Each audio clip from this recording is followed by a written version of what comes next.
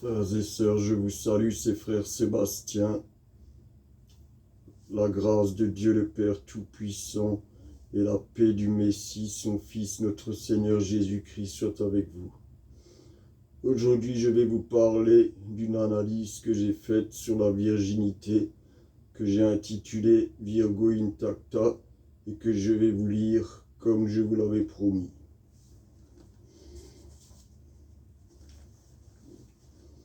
Virgo Intacta. C'est par cette formule que fut validé pendant des siècles l'examen de virginité que subissaient les nobles demoiselles candidates au mariage. Même si nous autres monothéistes avons particulièrement mis un point d'honneur au pucelage de la femme destinée au mariage, il semble que la majorité des civilisations ait donné importance à la virginité. Nous, les trois religions du livre, avons associé la virginité à un état de pureté. Je peux paraître rétrograde, mais il est évident qu'une fille pucelle est une fille saine.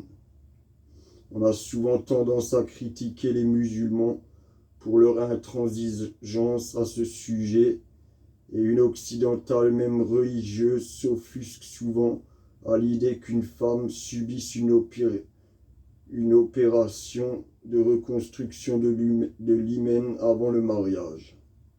J'ai pourtant connu une génération, celle de mes défunts grands-parents, où lorsqu'on couchait, on se mariait.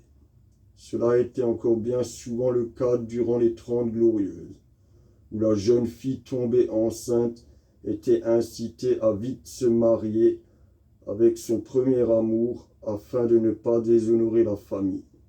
Dans ce même temps a triomphé l'émancipation de la femme après des décennies de militantisme. La contraception légale et l'éducation sexuelle, que j'apparenterais plus à un savoir et une découverte du plaisir de la femme et son droit légitime à en jouir, ce n'est pas un hasard si une vague de divorce est apparue en même temps que ces faits, même si elle se poursuit aujourd'hui pour des raisons n'étant pas tout à fait les mêmes. La Bible condamne la sexualité prénuptiale et dans l'absolu, quoi de plus beau qu'un homme et une femme qui se découvrent par le sexe tout en découvrant ce dernier. Que Dieu les préserve, qu'il leur permette de s'accorder et de rester fidèles l'un à l'autre jusque la mort les sépare. En tant que crucilésien fondamentaliste, je suis avant tout du spirituel. Mon existence terrestre ne peut être que temporelle. Dans ce monde de tentation, de mensonges et de désacralisation, j'ai tendance à penser qu'il est préférable que l'homme et la femme aient déjà goûté au plaisir de la chair avant de s'unir devant Dieu. Le sexe et l'amour sont un acte presque transcendant. Et lorsqu'un couple ne parvient pas à s'accorder à ce sujet, cela devient vite une raison de divorce en plus parmi toutes celles déjà nombreuses. Paul de Tarse dispensa les chrétiens de la circoncision. Même si à titre personnel je suis circoncis, il est écrit dans le Nouveau Testament que le chrétien est circoncis en cœur et esprit. Ni Paul ni moi-même ne sont au-dessus de la parole divine. Mais ne pourrait-on pas imaginer que la femme vertueuse puisse être vierge en esprit et en cœur? Je ne parle pas des insatiables qui, arrivés à 30 ans, ont eu autant de partenaires que d'années d'existence, mais de celles qui, au même âge, n'en ont eu que 2 ou 3. Ces femmes, lorsqu'elles se marieront, ne pourront pas justifier le divorce par l'incompétence sexuelle de leur conjoint. Je vis moi-même dans le péché, car je ne me suis pas encore marié avec ma bien-aimée devant témoins et devant le Très-Haut, et je porte notre époque pour responsable, car la vie et ses déboires ont fait de moi un homme méfiant, et malgré un amour infini pour celle qui m'a donné un héritier, je ne me sens pas prêt à l'épouser devant Dieu. Elle qui souhaiterait que l'on se marie, je lui réponds que je ne serai qu'à la fin de mon existence si elle aura été la femme de ma vie. Je reconnais que sur ce point je suis en faute par rapport à la Sainte Bible, mais je ne suis que crucilésien, ecclésiaste, mais pécheur. Militum Christi pour défendre le christianisme au prix de ma vie, tout en étant plus mauvais chrétien qu'une multitude. Le traitement de mon âme sera le privilège du Créateur. Le Virgo intacta n'a jamais été incontestable même au Moyen-Âge, où une princesse pouvait tout comme aujourd'hui corrompre sa servante par quelques pièces. Aujourd'hui, nous savons que le dépucelage n'est pas forcément accompagné de saignement.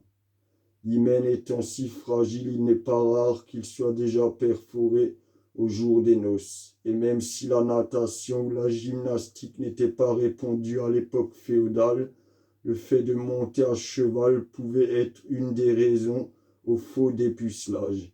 Il existe par chance depuis longtemps du colorant rouge pour exempter les invertueuses. Seigneur, protège les couples purs qui s'unissent en cette époque de tentation. Qu'ils sachent l'un comme l'autre se satisfaire lors de l'acte. Qu'ils trouvent la force de traverser les crises sans céder à la tentation de s'offrir à un ou une bellâtre. Le sexe entre hommes et femmes n'est chose mauvaise que lorsqu'il implique une trahison, un viol ou qu'il donne lieu à un avortement. J'accorde même mon respect à la libre prostituée dans la mesure où elle n'est point mariée. Même si la prostitution est une phase de notre société que même la bonne morale athéiste se plaît à occulter, ce que l'on appelle le plus vieux métier du monde lorsqu'il n'est pas imposé comme trop souvent, génère plus de bien que de mal. Comme beaucoup, j'ai déjà été client de ces travailleuses du sexe, leur témoignant malgré tout le respect qui me semble leur être dû. Soyons sûrs, nous les hommes qui avons cédé au plaisir monnayable, que si péché il y a, le nôtre pèse plus lourd que celui de la catin qui nous a comblés. Le Messie a bien absous la prostituée. L'amour peut être Eros ou Agapé. Quand bien même Eros m'a procuré le plus grand bien-être corporel en prenant la femme pour l'honorer presque telle une idole, c'est Agapé que je privilégierai, car lui ne peut être qu'amour alors qu'Eros peut être désir sans amour et parfois amené à des sentiments de haine. La frontière est ténue, mais le désir et l'amour sont pourtant deux états distincts. Et quand les deux se conjuguent, l'acte que l'Église romaine a voulu diaboliser, le cantonnant à seule fin de procréation, devient à mes yeux la pureté même, car rien en ce monde temporel ne permet plus l'alliance d'un couple. Cela relève presque de la transcendance. Voilà l'analyse que je désirais faire depuis longtemps. Et comme je vous avais dit, j'ai pris un mauvais KO il y a quelques temps, maintenant 2 semaines environ. Et donc ça a un peu retardé. Mais maintenant, je vais essayer de faire des vidéos beaucoup plus régulières. Et voilà. Sur ce, je vous souhaite le meilleur. Le président nous parle de déconfinement progressif, de liberté retrouvée petit à petit. On verra s'il tient sa parole. Moi, je pense que nous devons recommencer à aller de l'avant, accepter la mort dans une société où nous l'occultons trop, parce que ça fait partie de la vie. Et comme je vous l'ai déjà sans doute dit, notre vie ici-bas n'est qu'un test. Si nous ratons le test, il n'y aura pas de prolongement de la vie.